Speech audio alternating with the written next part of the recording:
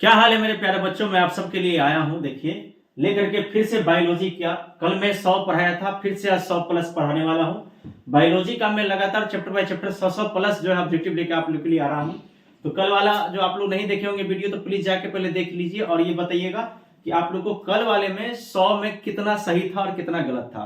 और आज वाला फिर से हम 100 लेकर आए हैं, इसको भी पूरा पढ़िए और फिर पता लगाइए कि आपका इस 100 में कितना सही है और कितना आपका इसमें गलत है। तो चलते हैं क्लास की तरफ और स्टार्ट करते हैं। सबसे पहला जो हम लोग का है, मानव शरीर में सबसे लंबी कोशिका कौन सी होती है। ये सबसे पहला क्वेश्चन हम लोग का है। देखिए तो सबसे बड़ी कोशिका कौन होती है? तंत्रिका कोशिका। याद रखना है इस बात को, कौन सी होती है? तंत्रिका कोशिका। ठीक है।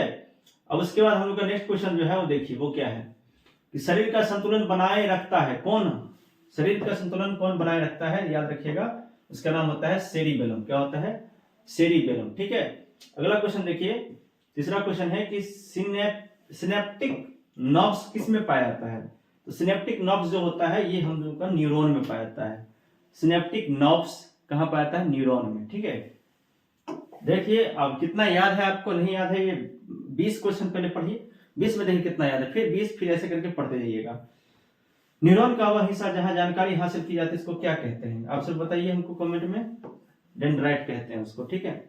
हम पढ़ाते जाएंगे, आपको जवाब देते जाना है। उसके बाद देखिए अगला जो है हम लोग का कि पोन्स वेरालाई किसका भाग है? ठीक है। ये आपको क्वेश्चन एकदम हमेशा याद रखना है। याद रखिएगा इस बात को कि पोन्स वेरालाई किसका भाग है? याद रखिएगा सेरिबेलम का। किसका भाग है? सेरिबेलम का। ठीक है। उसके बाद देखिए सेरिबेलम के सबसे पीछे वाला भाग को क्या कहा जाता है? सेरिबेलम के सबसे पीछे वाले भाग को क्या कहा जाता है? मेडुला। क्या कहा जाता है? मेडुला। याद रखना है। अगला सवाल देखिए, तंत्रिका कोशिकाओं में सूचना का वहन किस रूप में होता है? किस रूप में होता है? तो विद्युत आवेग के रूप में होता है। जब भी कोई चीज हम लोग टच करते हैं, गर्म चीज, अचानक हमारे शरीर में जो एक विद्युत आवेग की तरफ कोई चीज जाता है, तब हम लोग हाथ पीछे की तरफ फेंकते हैं, तो इसको कहते हैं विद्युत आवेग। मस्तिष्क का कौन सा भाग शरीर के शरीर संतुलन का अनुरक्षण यानी रक्षा करता है? तो उसको याद रखना है आपको हमेशा, अनुमस्तिष्क। क्या होगा उसका? अनुमस्तिष्क जो है ये काम करता है। अगला क्वेश्चन देखिए, अगला क्वेश्चन है कि मस्तिष्क उत्तरदायी है किसके लिए? मस्तिष्क उत्तरदायी है सोचने के लिए भी, हृदय भी इसी से होता है, ये तीनों हो जाएगा इसका। इसमें क्या हो जाएगा इसका आंसर? सभी। मस्तिष्क उत्तरदायी है सभी चीजों के लिए। ठीक है। अगला क्वेश्चन देखिए, तंत्रिका तंत्र की संरचना एवं कार्यात्मक इकाई को क्या कहते हैं? तो इसको कहते हैं न्यूरॉन। क्या कहते हैं? न्यूरॉन कहते हैं। क्या कहते हैं? न्यूरॉन। अगला सवाल देखिए क्या है कि न्यूरॉन की ताराकाट क्या कहलाती है? न्यूरॉन की ताराकाट क्या कहलाती है? साइटोन। क्या कहलाती है? साइटोन। ठीक है। अगला सवाल देखिए कि साइटोन के सबसे लंबे तंतु को क्या कहते हैं? साइटोन के सबसे लंबे तंतु को क्या कहते हैं? एक्सॉन। Cyton, axon. याद रखिए। न्यूरॉन में छोटे शाखित जो होते हैं प्रवर्धन करके होते हैं, ऐसी ऐसी रचना होती है, इसको क्या कहा जाता है? डेंड्राइट कहा जाता है। क्या कहा जाता है? डेंड्राइट कहा जाता है। उसके बाद देखिए, मानव मस्तिष्क का औसत भार कितना है? मानव मस्तिष्क का औसत भार लगभग 1.5 किलो है। कितना? 1.4 kg लगभग होता है। ठीक है। उसके बाद जो है मेरुरज्जु से क्या निकलता है? मेरुरज्जु कहां से निकलता है? तो याद रखिएगा मेडुला से। कहां से निकलता है? मेडुला से। अगला क्वेश्चन देखिए, निम्न में से कौन सा अंग संवेदी ग्राही नहीं है, यानी इसमें कोई सेंस नहीं होता है? वो क्या, नाक जो होता है संवेदी ग्राही के अंतर्गत नहीं आता है। इसके अंदर जो घ्राणाग्राही हो गया, कान हो गया, आंख हो गया, नाक हो गया, दिमाग हो गया। तो संवेदी ग्राही में जो है कान हो जाता है, आंख हो जाता है, दिमाग हो जाता है, लेकिन नाक नहीं होता है। ठीक है। नाक के अंदर भी ग्राही होता है, समझे कि नहीं? नाक भी वैसे सेंस ऑर्गन्स के अंतर्गत ही आता है। निम्नलिखित में कौन सी अनैच्छिक क्रिया नहीं है? निम्नलिखित में कौन सी अनैच्छिक क्रिया नहीं है? तो हृदय का धड़कना। हृदय का धड़कना। ठीक है। अगला क्वेश्चन है कि दो न्यूरॉन के मध्य खाली स्थान को क्या कहते हैं? सिनेप्स कहते हैं। क्या कहते हैं? सिनेप्स। दो न्यूरॉन के बीच जो खाली स्थान होता है उसको क्या कहते हैं? सिनेप्स। पोन्स मेडुला और अनुमस्तिष्क। पोन्स मेडुला और अनुमस्तिष्क जो होता है ये किसका हिस्सा होता है? याद रखना है, पश्च मस्तिष्क का। किसका होता है? पश्च मस्तिष्क का होता है ये। याद रखना है कि अग्र मस्तिष्क, मध्य मस्तिष्क और पश्च मस्तिष्क, 3 प्रकार के मस्तिष्क होते हैं। उसमें ये जो होता है पोन्स मेडुला और ये अनुमस्तिष्क, ये किसका भाग होता है? पश्च मस्तिष्क का। तो हम लोग 19 पढ़ लिए हैं, एक और पढ़ते हैं, 20वां है। स्मरण शक्ति का मुख्य केंद्र क्या है? सेरिब्रम। याद रखिएगा, ये जिसका नहीं रहेगा, कमजोर रहेगा भैया, उसको कुछ नहीं याद होगा। तो हम लोग 20 पढ़ लिए। अब आप बताइए 20 में आपका कितना सही है कितना गलत है, ईमानदारी से बताइएगा फटाक से। अब अगला चलते हैं, सबसे जटिल मस्तिष्क क्या होता है? पशुओं का। किसका होता है? पशुओं का। पशुओं का होता है। उसके बाद है उच्च स्तर के जीवों में विकसित तंत्रिका तंत्र होता है, जिसमें क्या क्या होता है?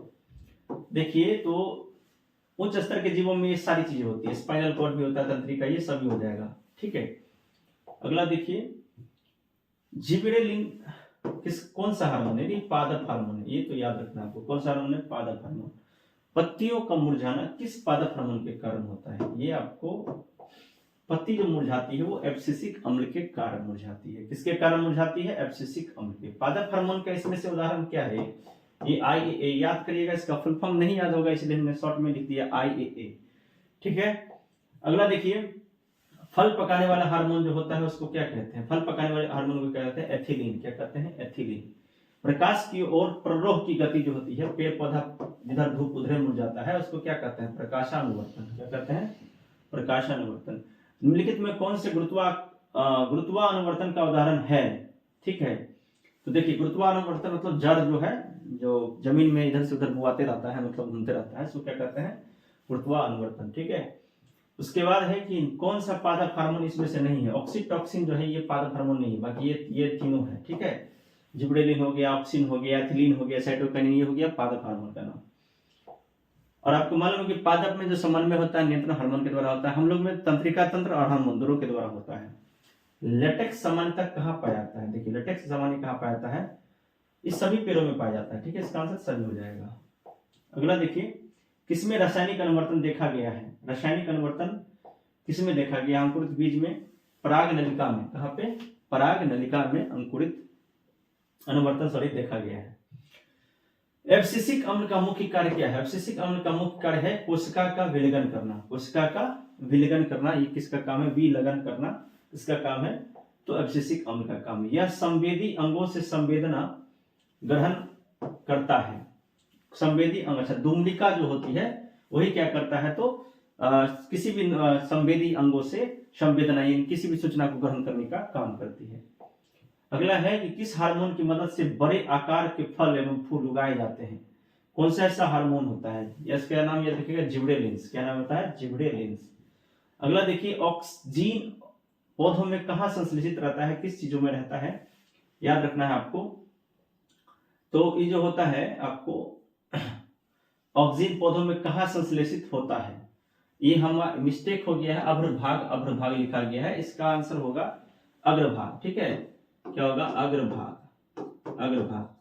तो ये जो होता है ऑक्सीजन नाम का जो होता है पौधा में, ये आपको या तो ए नहीं तो इसका बी होना चाहिए। ठीक है, ए बी में से कोई एक होगा। ज्यादातर ये इसका ऑप्शन बी ही दिया रहता है बुक्स में, लेकिन कभी कभी कहीं कहीं इसका ए भी आप देखिएगा। ठीक है, तो इसको आप लोग थोड़ा एक बार अच्छे से देख लीजिएगा। वैसे हम कमेंट में इसका सटीक डाल देंगे, आप लोग बताइएगा। अगला क्वेश्चन है, पौधों के तनों की लंबाई में वृद्धि करता है, कौन करता है? तो ये ऑक्सीजन भी करता है, जिबरेलिन्स भी करता है। उसके बाद जो है, यह हार्मोन पर्णरहित को लंबे समय तक नष्ट नहीं होने देता है। पर्णहरित को, यानी पर्णहरित मतलब क्या हो गया? ये साइटोकाइनिन हो जाएगा। पर्णहरित में क्लोरोफिल को लंबे समय तक कौन नहीं नष्ट होने देता है? तो साइटोकाइनिन। अगला देखिए कि किस हार्मोन के कारण पत्तियां अधिक समय तक हरी और ताजी दिखती है? इसका भी यही होगा, साइटोकाइनिन। ठीक है, अगला देखिए, यदि पौधों के स्तंभ का शीर्ष काट दिया जाए तो क्या होगा? लंबाई में वृद्धि होगी, लंबाई में वृद्धि समान होगी, लंबाई में वृद्धि तेज हो जाएगी, इनमें से कोई नहीं। यदि पौधों के स्तंभ का शीर्ष काट दिया जाए तो लंबाई में वृद्धि रुक जाएगी, लंबाई में जो है वृद्धि रुक जाएगी। पेड़ मोटा होने लगेगा लेकिन लंबाई में वृद्धि रुक जाएगी। अगला देखिए, पौधों में बाह्य उद्दीपन के अनुसार, उद्दीपन मतलब जैसे छुई मुई को छूते हैं तो मुरझा जाता है, उसी को कहते हैं उद्दीपन। गति करने की क्षमता को क्या कहलाता है? प्रतिवर्तन। क्या कहलाता है? प्रतिवर्तन। पौधों में प्रकाश की ओर गति क्या कहलाता है? प्रकाश की ओर गति क्या कहलाता है? प्रकाश अनुवर्तन, भी तो पढ़े थे। अगला देखिए है 43 में कि पौधों में पाए जाने वाली गति, पौधों में पाए जाने वाली गति कौन कौन? 3 गति होती है, एक प्रकाश की तरफ, एक जड़ जो होता है, एक जलानुवर्तन। ठीक है, 3 प्रकार की इसमें गति होती है, ये तीनों हो जाएगा। तो इसलिए इसमें क्या होगा? इनमें से सभी। इनमें से कौन पादप हार्मोन है? फिर से पूछ रहा है, याद रखिएगा, ये तीनों तो नहीं है, ये तीनों नहीं है, ये होगा साइटोकाइनिन। ठीक है, अगला देखिए, यदि पौधों पर एब्सिसिक एसिड का छिड़काव किया जाए तो पत्तियां लंबे समय तक हरी रहेगी। क्या होगा इसका आंसर, आप लोग बताइए। पत्तियां तो मुरझा जाएगी, पक्का मुरझा जाएगी, क्योंकि हम एब्सिसिक एसिड यानी अम्ल है। अम्ल किसी भी चीज को क्या कर सकता है, तुरंत मुरझा सकता है, ज्यादा मात्रा में देंगे तो। पौधों में कोशिका दीर्घन किस हार्मोन के द्वारा होता है, याद रखिएगा, किस हार्मोन के द्वारा होता है, तो सॉरी, पौधों में कोशिका दीर्घन इस हार्मोन की मदद से, किस हार्मोन की मदद से होता है, तो ऑक्सिन भी और जिबरेलिन दोनों की मदद से होता है, इसलिए इसका आंसर डी होना चाहिए। ठीक है, डी ही होगा। यह हार्मोन गैस के रूप में पाया जाता है। यह हार्मोन गैस के रूप में कौन सा हार्मोन पाया जाता है, एथिलीन। कौन सा पाया जाता है, एथिलीन। ऑक्सिन क्या है भैया, मेरे हार्मोन है, कहां पाया जाता है, पादप हार्मोन है, याद रखिएगा। पादप हार्मोन का उदाहरण इसमें से कौन है, ऑक्सिन। ठीक है, ये तीनों नहीं होगा, पेप्सिन, एड्रीन, ये तो मानव का हो गया। ठीक है ना। अगला देखिए, पौधों की जड़ों का गुरुत्वाकर्षण की दिशा में वृद्धि करना क्या कहलाता है। देखिए अभी हमने आपको बताया था, गुरुत्वाकर्षण माने क्या हो जाएगा, गुरुत्वानुवर्तन। ठीक है। अगला देखिए क्या है, निम्न में सबसे महत्वपूर्ण ऑक्सिन कौन है, यानी कौन सा इसमें ऑक्सिन है जो कि पादप हार्मोन है, और सबसे मजबूत कौन होता है, इंडाल एसिटिक अम्ल। ठीक है, इंडाल एसिटिक अम्ल जो होता है ऑक्सिन नाम का एक हार्मोन है जो सबसे अधिक प्रबल होता है। एंड्रोजेंस स्रावित होता है कहां से, याद रखिएगा, हमारे वृषण से। मानव में पुरुष के वृषण से क्या निकलता है, एंड्रोजेंस। ठीक है। उसके बाद अगला है रुधिर चाप, यानी कि रक्त जो चाप होता है, ब्लड प्रेशर, इसको किसके द्वारा जो है नियंत्रित किया जाता है, तो एड्रीनल, एड्रीनल के द्वारा, याद रखना है आपको। रक्त में शर्करा का स्तर नियंत्रित कौन करता है, रक्त में शर्करा यानी मधुमेह जिसको बोलते हैं, इंसुलिन।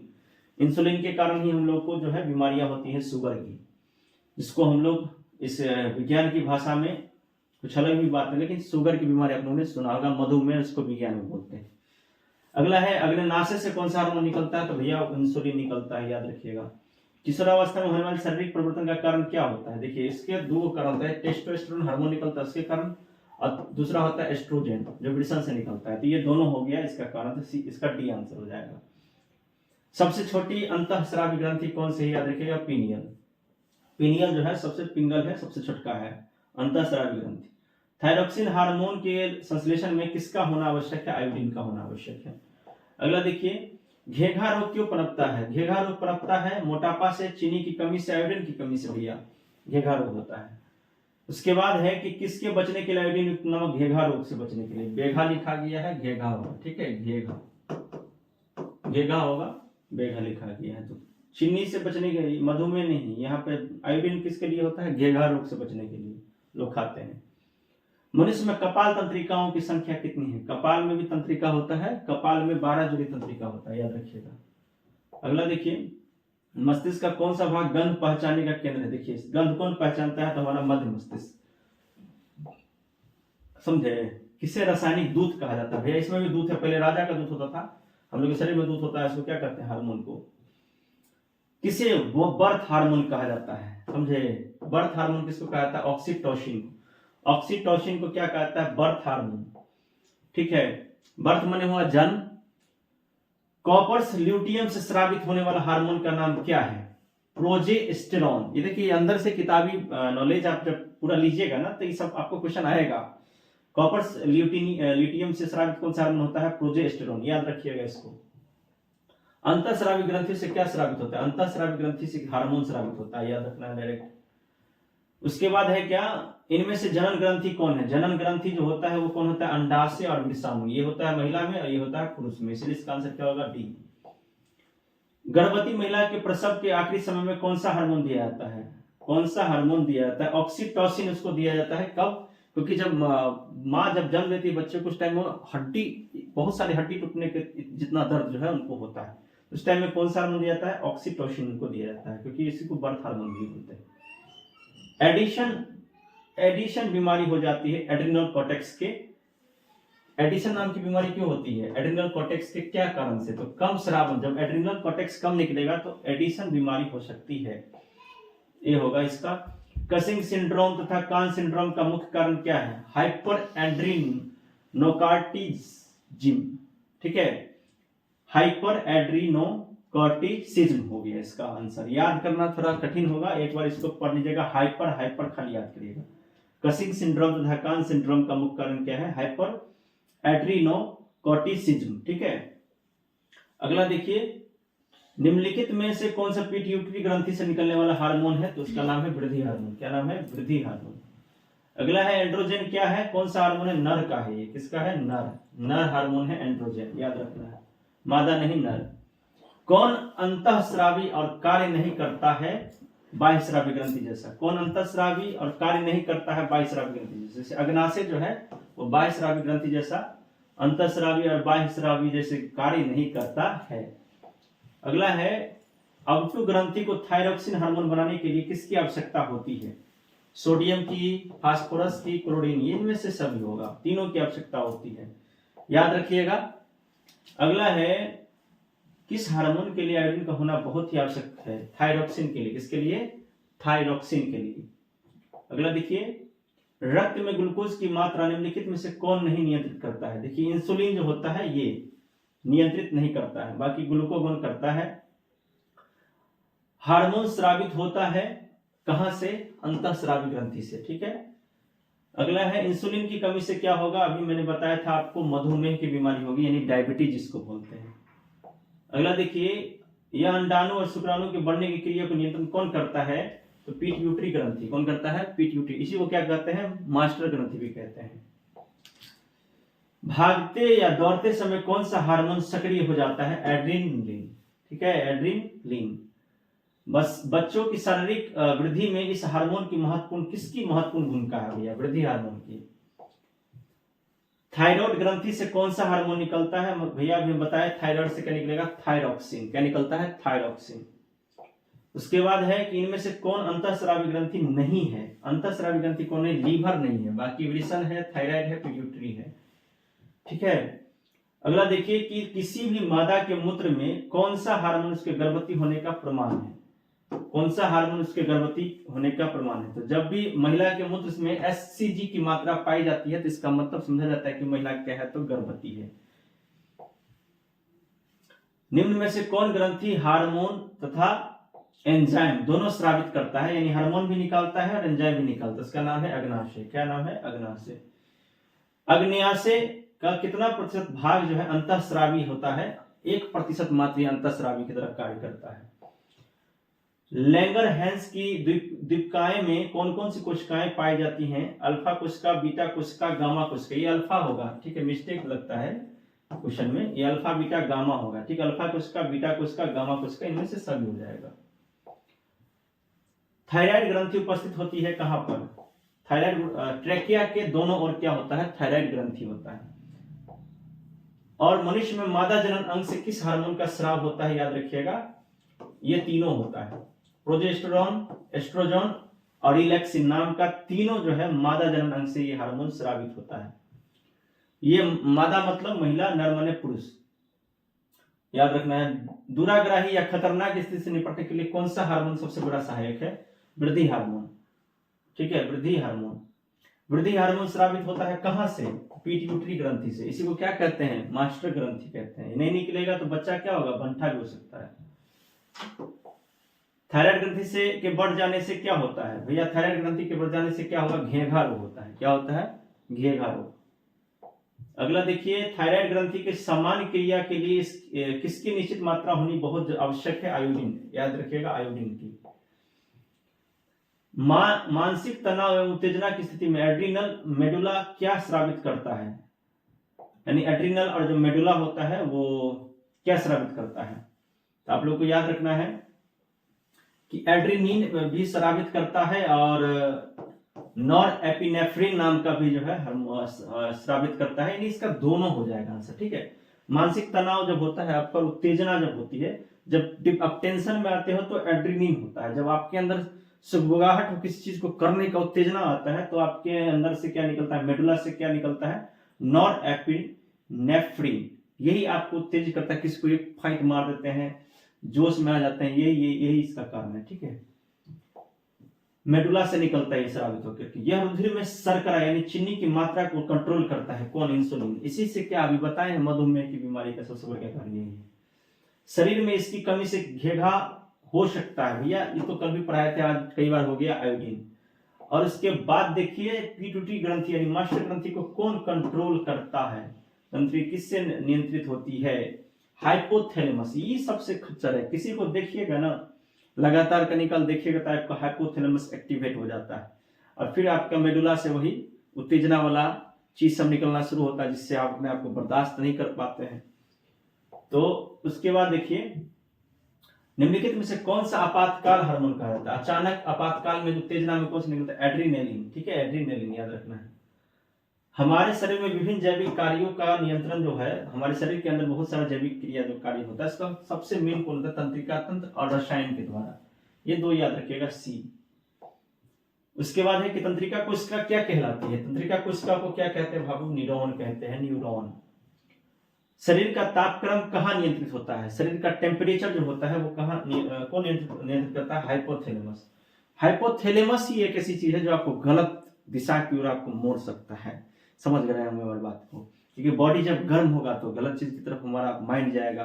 और ये कैसे होता है? जब किसी को भी अचानक आप देखते रह गए, मान लीजिए युवा अवस्था में है आप, किसी युवती की तरफ आपका ध्यान जाता है तो ये हाइपोथैलेमस आपका एक्टिवेट होकर आपको कुछ गलत करने के लिए प्रेरित करने लगता है।